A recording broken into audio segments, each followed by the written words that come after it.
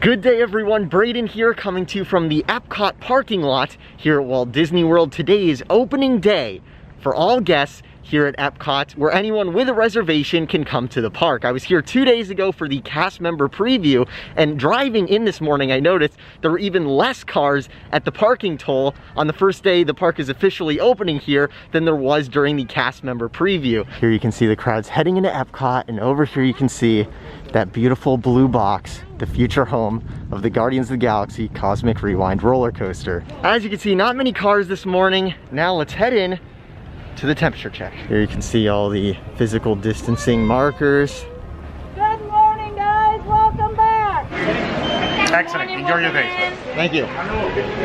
So everyone, we made it through the temperature check. If you don't make it through the temperature check, if your skin temperature is higher than the limit, there's a cool down area if you're just a little bit hot. And if you get over that temperature again, then you are not allowed entry into the park. As far as the security goes, it's just like all the other parks. You put your metal items in a plastic bin. No one else touches them. Those go around the metal detector, and then you and the rest of your bag go through the metal detector. You pick up your stuff and you're good to go. Here behind me, you can see the newly repainted ticket booths. We covered these sort of changes in construction updates in our video the other day. Today, what we're gonna be looking at is these crowds as well as the wait times. We're gonna ride some rides. Outside the front of the park, you can see the health warning with Spaceship Earth in the background. Let's head in. Here we have the mostly complete new entrance promenade to Epcot with all these trees and all these new light fixtures and landscaping. And the walls you see, those are around the Epcot fountain. The iconic prisms are returning any day now. When is that gonna be? I'm so excited. Come on, Disney. Something funny I just noticed. Over here on the construction wall for the fountain, there's a tarp. And during cast member previews, I got some video where you can actually see the fountain itself through here. Now they've made it much, much harder to see through. I think they added some more tarp. So I guess it's all just up to the aerial photography, views from the monorail, and just waiting to see those prisms rise over the Epcot walls. Here you can see a look at the current crowd levels on reopening day of Epcot out in front of Spaceship Earth. So nice to see Spaceship Earth every single time. Under Spaceship Earth, you can see some graphics that have been added to the new pin trading headquarters. The camera center looks very, very nice. As you can see, there's a bit of a line outside of the pin traders right now. Usually pin trading is very simple, but because of the physical distancing, now the process of doing it is a bit more safe and elaborate. Here you can see all of the physical distancing markers outside of Spaceship Earth, which right now looks to have around a 5-minute wait. Now going past Spaceship Earth on the east side here, this is where it gets pretty confusing. If you go this direction, this brings you over to guest relations and the exit to Spaceship Earth, the bubblegum wall and the post show. And then this pathway brings you to Future World East itself, where all the attractions are at, and that half of Future World. Inside the future Guardians of the Galaxy queue, not a lot happening right now. The first attraction we're gonna be checking out on Epcot's reopening day is Test Track. And by the looks of it, I'm not the only one who had this idea. There's currently a 30-minute wait. Here's something interesting. At the entrance to Test Track, there's a little bit of a holdup, and you can see where the official "Please wait here" signs end and the tape begins, the temporary tape. Right now, as you can see, the line is just moving. No waiting. We have made it inside. Good to hear that music again. Here you can see all of the plexiglass barriers they have throughout these switchbacks inside of the building. The reason Disney has the plexiglass in the indoor areas especially is because indoors you don't have the breeze that you do outside. So this is supposed to help. Usually in the design studio, you design a car, you have all these touch screens. Right now, most of them at least are off, and instead it's just being used as additional queuing space. Interestingly, the screens that are still on are all in different languages. What is going on here? Exiting the design studio switchbacks, you can see we have more plexiglass barriers up as we get into the switchback areas that are less physically distanced. I do have to say, this physical distancing is pretty nice. Look at all this space. Here you can see where you would normally connect your car. Those are off right now, so it's right onto the attraction. Guys, you're not gonna believe this. I have a whole Test Track car to myself. Are you ready? Here we go.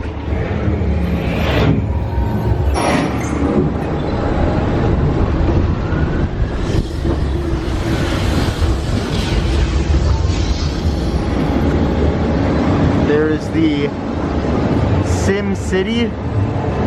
So cool. Definitely has some classic Walt Epcot vibes there. Going around test track here, all alone, very weird. As you can see, there are no cars.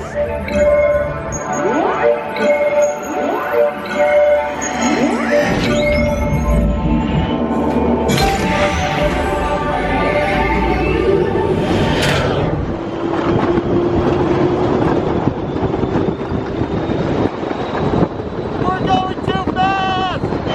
It's only me! Well, that was pretty bizarre. I wonder whose cars these are. We are waiting to exit the attraction here, and as you can see, there is a big holdup. Bit of a traffic jam. In case you were concerned, they've still got the nice cars here in the test track post show. Next, we're gonna head over to the other side of the park and see how the lines are doing over at Soarin and everything else in the land. There's a lot of physical distancing over there. Something a lot of people have been asking me about is it weird to be in the parks with so few people? Right now, we are headed over to Future World West. And as you can see, there's just not very many people around. And yeah, it is kind of weird. You know, some people would probably describe it as creepy. There's something about the atmosphere of the parks that is the guests themselves, sort of the energy that you get. And when you're in Walt Disney World and you're around so many crowds and it's so packed and it's hot and humid, you're probably just like, all I wish is for all the crowds to disappear right now. There's definitely a happy medium, but when it's this empty, yes, it is very odd. And unfortunately, it's probably gonna be a while before we can get that normal park experience back again. On our way to the land over here by the Imagination Pavilion, if you look over the side, you can see we have this big open area and we have a meet and greet from a distance of joy from inside out. Heading into the Land Pavilion, you can see not many crowds on the outside. I've missed this sight, seeing the Land Pavilion. Let's see how it looks on the inside. So here we are inside the Land Pavilion. Over here we have Living with the Land, An Awesome Planet. And these are the crowds heading over towards Soarin, which we're gonna go ride right now. Here's all the physical distancing for Awesome Planet, the new show here at the Land Pavilion, which looks to be starting right now. Here at Living with the Land, the wait time says 15 minutes, but as you can see, the line stretches all the way outside of the attraction. And if you look into the queue, you can see all that plexiglass they have up between all the switchbacks to help with that physical distancing. Next to Living with the Land and all that plexiglass, look at this sea of tables. These are over here because in the main seating area for Sunshine Seasons, there are less tables than normal to again help with that physical distancing. With the sun shining into the Land Pavilion, it's time for Soarin. Here's where the line currently ends, and considering there's 6 feet between every single person, we should be getting in pretty quickly here. Okay, let's review. That is seat belt, carry-on items, safety restraint, fear, flights, keep your hands and arms inside at all times. Here we go, guys. Here you can see between the seats, we have plexiglass dividers. No one over here.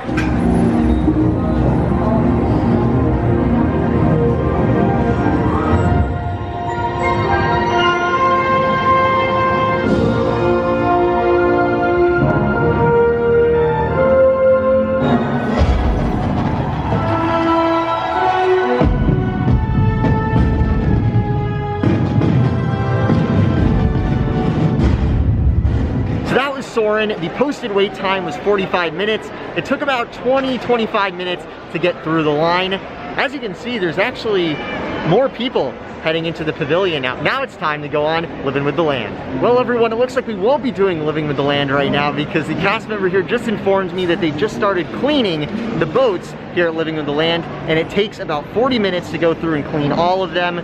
So what they're doing is closing the attraction, cleaning all of the boats, and then opening it back up to guests.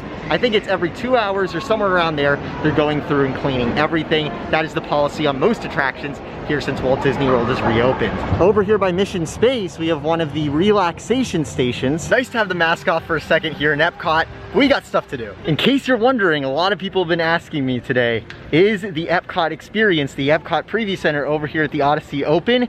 Yes, it is. And there are some changes to the show in there previewing the future of Epcot. And the changes are two of the segments featuring two of the projects that they're working on have been removed. The Mary Poppins section of the show has been removed, as has the section about the changes coming to Spaceship Earth.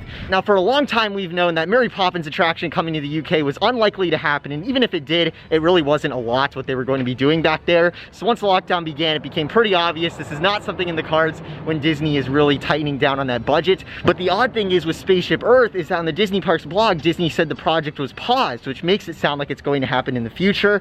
Yet, Disney removed the section talking about it from this preview show, which makes it seem like maybe Spaceship Earth won't be getting changes for a little longer than we expect. This is normally where the Spaceship Earth section would be right now. Ready to play? A fun. They're skipping to the play pavilion, what the heck? I can't believe they removed Spaceship Earth, but not the play pavilion one. I guess the play pavilion might happen after all. I've actually yet to talk about this in all of our coverage of the park's reopening. All of the park trash cans are open, so that way you don't have to touch this door that usually goes up and down. I wanted to do it at this trash can in particular because it's the Epcot logo, the new Epcot Preview Center trash cans. These are the best. Here you can see there's a bit of a line over here at the Mexico food booth. If you didn't know, the Epcot International Food and Wine Festival is back, the earliest it's ever been back. It is July 15th and it's already here. Yesterday I tried the frozen apple pie inside the World Showplace. Today our mission is to try the apple strudel over at the Germany Pavilion. I will say this is definitely more guests than there were at the opening of the Magic Kingdom on July 11th. Today's July 15th, and Epcot's a much bigger park, so it does look like the crowds are starting to increase here in the parks. Now, Disney just announced that starting tomorrow, they're going to add more availability for annual pass holders. If you don't know, the availability of the parks for annual pass holders is basically none. All the reservations are booked up well into August, so it might be a while before I get back, but thankfully Disney is going to be adding more availability between now and August. And if you're worried that means that Disney's allowing more guests into the park, they are not. It's going to be the same amount of reservations given out. The thing is, right now there's a lot of unused reservation space that is staying empty in the existing ticket holders bucket. So what they're going to be doing is taking some unused space from some of those other buckets and adding them to the annual pass holder one, so more annual pass holders can get in the parks, Disney can make more money, and more guests can enjoy the parks. Is that safe? It's really for you to decide. Here we have our apple strudel with vanilla sauce. Let's go get it. All right, everyone, here you can see we have some apple strudel action going on. That looks nice. I have to say that apple strudel was very good. I was looking through the menus of what's available and that one definitely jumped out to me. Here you can see the Spain booth is one of the booths that's not available until this fall. There's a bunch of booths around the World Showcase for food and wine that are opening until it's really food and wine. Right now it's called a taste of the Food and Wine Festival, so we don't have everything operating at 100% just yet. This should give you a good idea of the crowds. Usually this area by the UK Pavilion is a big bottleneck. Here are the current crowds on opening day here in Epcot. Down this way is where Mary Poppins was going to go. It looks like we're not going to be seeing that anytime soon. You can see we have Alice back here meeting guests from a distance in the gazebo. A couple days ago when we were over here in the France Pavilion, the fountain was off. It is back on now, I'm happy to say, and also the Skyliner wasn't operating. Now it's running, as you can see behind Remy. I don't know if you guys can tell, but it is 96 degrees out with like a real feel of 108 here in Epcot today. I am very, very exhausted. I have this video to edit for you guys, and I'll be back with you next with videos of Hollywood Studios in the Animal Kingdom and what's going on with the reopenings of those parks. So be sure to subscribe with those notifications on so you don't miss any of that. Live from the crater here in Epcot. This is Brayden. I'll talk to you soon. Have a magical day.